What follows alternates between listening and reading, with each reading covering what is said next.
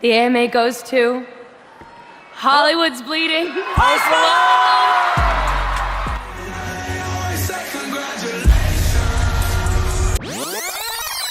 Las Vegas, Sin City. Music megastar Post Malone is drunk, desperate, and defeated after another losing poker hand. That's when he makes a phone call. That call would change Post's life in ways no one expected. What if we've had the game of fame all wrong?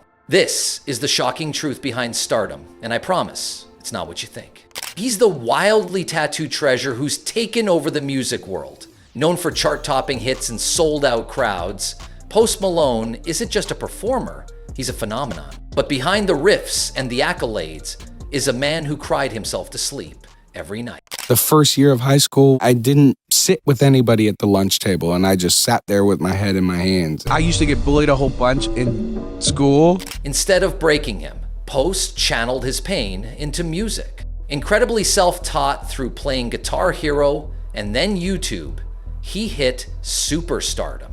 But the insecurities lingered, deeper than anyone imagined. Even with the world singing his songs, Post couldn't escape the voice in his head. "I still don't think I'm good enough," he admitted. Fame didn't quiet his demons, it amplified them. The face tattoos? They weren't a style choice, they weren't to stand out, they were to hide. Because when Post looked in the mirror, he didn't like the man staring back. Do you think that tattooing was a way to take control of your own look and your own body? "I don't like how I look," he admitted.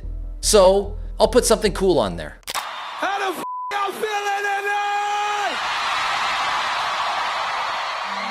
Every new piece of ink, every drink, every late night party dragged him closer to the edge.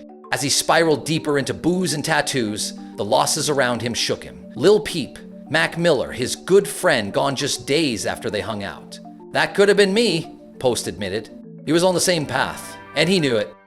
It's late, he's in Vegas, Post Malone is losing, not just at poker, but at life. Drunk, defeated, he takes out his phone, dials a number, and waits.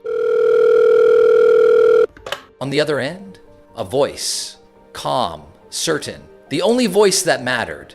It was Jamie. She gave him a simple ultimatum: sober up and call back tomorrow. When he did, she said yes. How did you propose? In Vegas, off my rocker, hammered. She said no, ask me tomorrow, and then I did. And I was sober, and it was nice. Jamie wasn't just a voice on the line. She became Post Malone's fiancée, a mystery to the public until their relationship was casually revealed during an interview on The Howard Stern Show. I met a really beautiful person that made me feel like a human being again. And this is your girlfriend? Like a piece. Yes, sir. At first, people loved the story. The mystery girl, the hidden romance, the love that saved him. But the fascination turned dark when photos of them surfaced online. She booked me with Rob Banks, Amber London. Yeah. It's so crazy. It's so... And Key. Yeah, Fat Man Key. That was the first show, and that's where I met her. Jealous fans bombarded Jamie's Instagram with hateful comments, turning admiration into cruelty. Jamie wasn't celebrated. She was attacked and harassed. The constant barrage wasn't just cruel, it was isolating. Each hateful post cut deeper, pushing Jamie further into the shadows, not just from social media, but from the world she knew. Her retreat from the public eye wasn't just about privacy, it was about survival. Through it all, Jamie became Post's rock, encouraging sobriety, grounding him emotionally, and reminding him of the life they could build together. You are you, and I love you so much. You're not like this. Yeah, she saved my life. Today, Post Malone is a father, a role that's given him a new kind of purpose.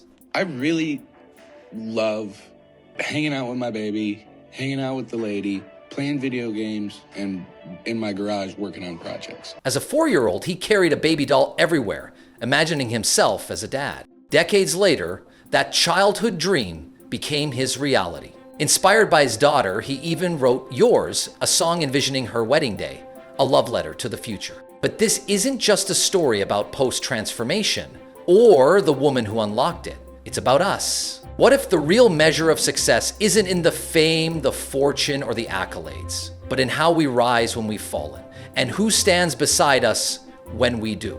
The brightest legacy isn't in the spotlight. It's in the lives we touch. Now it's your turn. What do you think makes a life truly meaningful? Let me know your thoughts. Want to hear more stories like Post's? Join us as we uncover the untold truths of your favorite stars. The spotlight might be bright, but the real stories are in the shadows. And I want you to keep chasing your dream and keep kicking and keep living your life and keep being yourself, because there's no one on this planet